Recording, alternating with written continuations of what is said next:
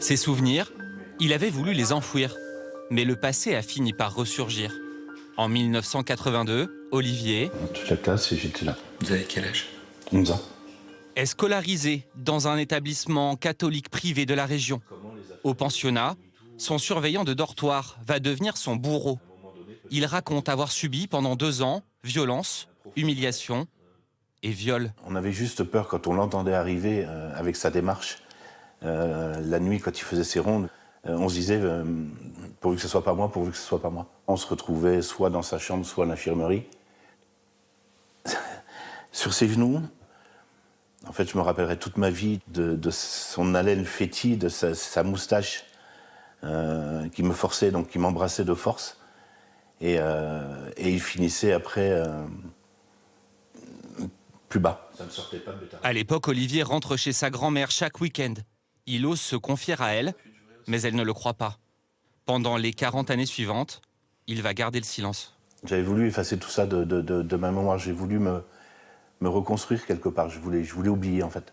De revenir là-dessus, ça m'a été extrêmement compliqué. Je l'ai appris à ma maman il y a 1 mois. J'en dors plus. S'il a trouvé le courage de parler, c'est parce qu'il ne se sent plus seul. Depuis fin janvier, 33 plaintes ont été déposées par d'anciens élèves de Notre-Dame de Bétarame.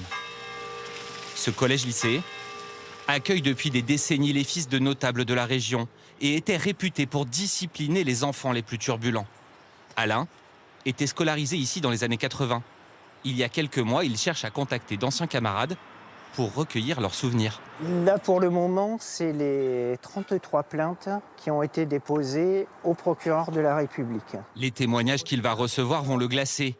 Ces lignes relatent des agressions sexuelles et des viols sur des enfants de 8 à 13 ans, commis pendant plusieurs décennies par au moins 8 personnes, 6 prêtres et 2 laïcs. On a des faits de 1950, 60, 70, 80, 90, 2000. Il est démontré dans le dossier des collaborations entre les laïcs et les prêtres qui, moi, m'alarment de plus en plus. Les enfants, ils ne sont pas forcément abusés que par une seule personne, ils sont abusés souvent par 2 personnes. Que s'est-il passé dans ces dortoirs, à l'abri des regards? Qui savait? La justice a ouvert une enquête. Et ce n'est pas la première alerte qu'elle reçoit. En 1997 déjà, un élève affirmait avoir été violé par le père directeur de l'établissement. Mis en examen, puis placé sous contrôle judiciaire, ce dernier part à Rome et se jette dans les eaux du Tibre. Après son suicide, il est enterré dans le cimetière des Pères de Bétarame. L'enquête s'était arrêtée là.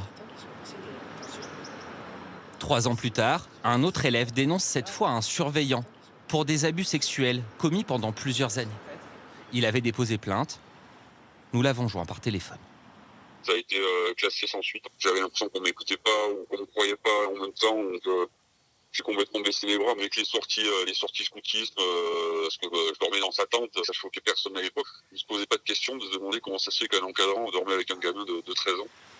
Ce surveillant est resté en poste pendant près de 40 ans, avant d'être suspendu, mi-février, par la direction du collège. Je ne peux qu'être plein de compassion pour ces personnes et leur vécu d'il y a 30 ans. Le salarié mis en cause n'est plus en poste depuis le 14 février afin d'appliquer un principe de précaution. Il aura fallu plusieurs semaines après les dépôts de plainte pour que l'établissement réagisse. Encore heureux qu'ils veulent le suspendre. Ça devient grave quand même. Ça fait un peu de tort à l'établissement, malheureusement. Et je trouve que c'est dommage. Moi, je sais que mon fils y est depuis la 6e et ça se passe très très bien. Que reste-t-il aujourd'hui de Bétarame? Une partie du site est à l'abandon. Emmanuel a été élève ici pendant 7 ans. Lorsqu'il était en classe de première, il était aussi surveillant de dortoir. Ce qu'il en reste. En revenant ici, Flippant. l'émotion remonte. Et avec elle, les souvenirs de ces années de cauchemar. Tout est en déshérence. Pour tout ce qu'on y a vécu là-dedans, ouais, c'est une sacrée victoire. Ouais. Plus jamais ça, quoi. Les humiliations, les gifles, les coups de règle en métal, les heures passées dans le froid, la nuit, en sous-vêtements. Ces scènes se seraient déroulées quotidiennement devant ses yeux. Quand il torgnolait à la sortie des dortoirs ou sur les perrons, c'était du tabassage à viner, quoi. est ritualisé et mis en scène. Tu es conditionné par la culpabilité. Tu ne travailles jamais assez bien, tu n'es jamais assez silencieux. Après, tu es puni. La violence, c'est l'ADN de l'établissement. Ce contexte explique selon lui comment des prédateurs sexuels ont pu avoir le champ libre pendant si longtemps. Quand on était petit, on se disait ça, oui, ils aiment bien les petits garçons. C'est ça qu'on se disait avec nos mots à nous. Ils avaient accès au dossier des enfants. Donc il y avait des enfants ici qui n'avaient plus de famille, c'était des proies. Certains des auteurs présumés de ces viols sont morts et la plupart des faits dénoncés, trop anciens pour pouvoir engager des poursuites. Seules 2 plaintes ne sont pas encore couvertes par la prescription. Pour les victimes, dernier espoir d'obtenir justice et de faire enfin reconnaître leur calvaire.